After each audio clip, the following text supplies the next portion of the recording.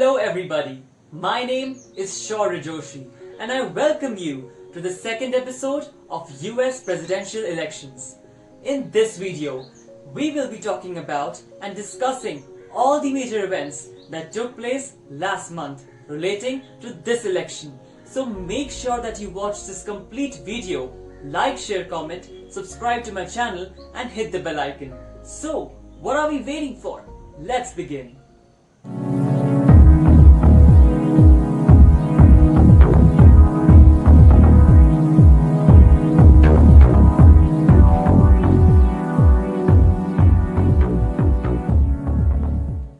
Hello everybody and a very warm welcome to the Grapevine, the best place for you to be informed.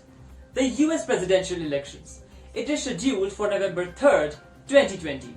And we have two persons running for the president, Donald Trump from the Republican Party and Joe Biden from the Democratic Party. Now, this year's election is very interesting and we are getting to see a very highly competitive environment. Now, a big takeaway here for all of you is that this year's election is all about President Trump and his handling of the three major issues in USA: coronavirus, race relations, and the economy. Now, many Americans, they disapprove of the job Donald Trump is doing when it comes to handling the coronavirus pandemic. And has this costed him his likability? Well, let's have a look at this updated electoral map for that. Have a close look. In this electoral map, you can see the states of United States of America in different colors. The redder the state, the more Republican it is, meaning supporting Trump. And the bluer the state, the more Democratic it is, meaning supporting Biden. Now the states with the yellow color are somewhere in between. Have a look. Colorado, a state of US, has got a darker bluer color compared to the previous maps, which means it has moved from lean Democratic to lightly Democratic, which means it has moved more towards Biden. Look at the second map of Pennsylvania. It has gone from yellow to light blue, that is from toss-up to lean Democratic, again towards Biden. The big one, that is Florida. It has moved from yellow to light blue, that is towards Biden again. Now Florida is a big one because that puts Biden over 270 electoral votes and Trump's slipping down to 170 only. So he's got a lot of work to do. The COVID-19 pandemic has brought in a lot of challenges for USA, also for the president. You have a situation where people are hurting financially and you have a situation where the president is facing a lot more challenges. Now, the Democrats say that they were there, they have done things, but the Republicans were unwilling to participate. And the Republicans say the same thing for the Democrats. So basically, Donald Trump's leadership during COVID-19 has been a major reason for people looking up to Joe Biden now. And another reason could be Donald Trump's insensitivity, his insensitivity to racism, to Black Lives Matter, to police brutality. All these things have caused so many people in US to switch sides. Now, let's talk about another significant event. Joe Biden announced his running mate, Kamala Harris. Now, this incredible woman has brought in so much of excitement to this election.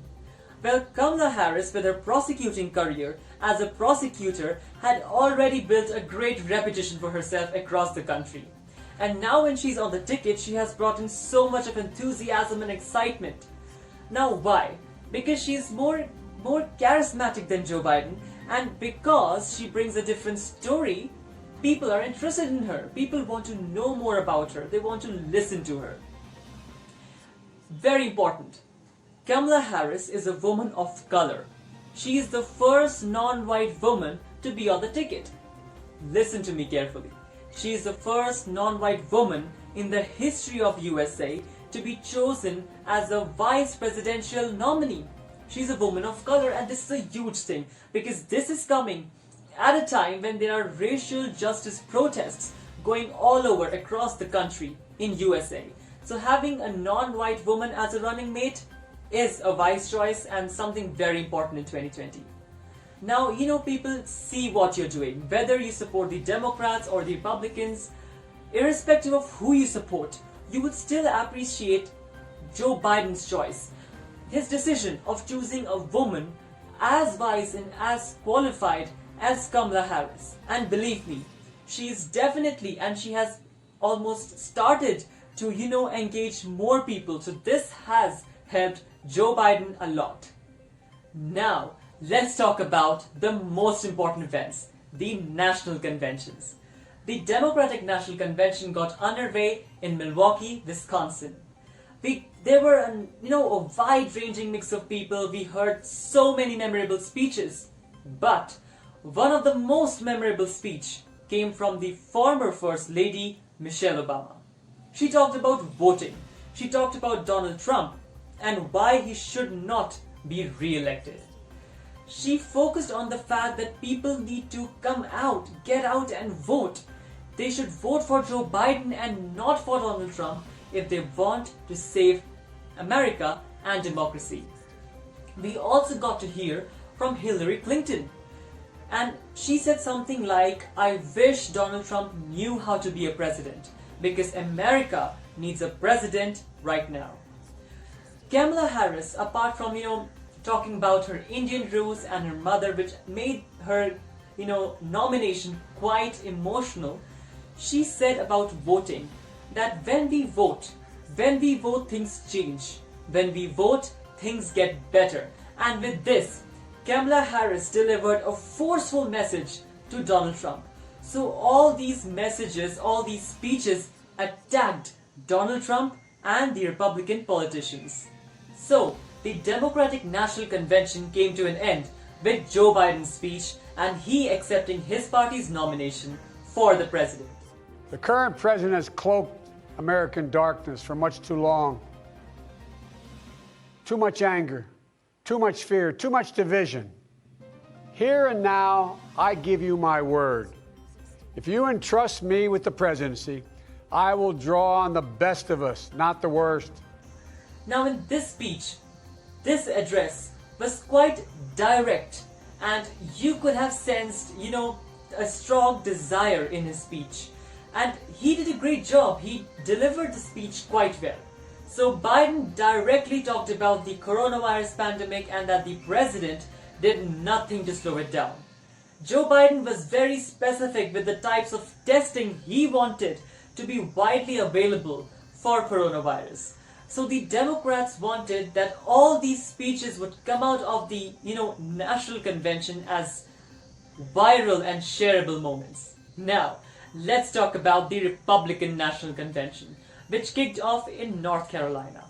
Now we had Nikki Haley and Tim Scott in the convention, sending a message that the Republicans are diverse, the Republicans are not racist. Then Melania Trump was also a keynote speaker. Now because she doesn't campaign that often, she is not into those high-profile speeches, so people wanted to listen to her. They wanted to know how she would describe her husband's presidency. Melania Trump, she focused on and she said that it is important for her husband to be re-elected, to bring back America, to bring back stability in America. She said that her family deserves a second term. She also talked about stopping violence in the country and she said that people don't develop notions on skin color. Now these are certain things that we expect from the President of America. Nevertheless, at least someone had said this. The Republican National Convention came to an end with Donald Trump's speech. He said that people should vote for him and elect him again in order to save the American dream. Donald Trump, in his speech, through his speech, was trying to reach out to people who had in a way drifted away. He promised the people to bring back law and order on the streets of America for all the citizens, irrespective of their color and creed. So in this speech of Donald Trump, you could see Donald Trump, his gentler and kind of softer side. So Donald Trump, through his speech, he was trying to persuade people to vote for him, to bring back stability and safety in America.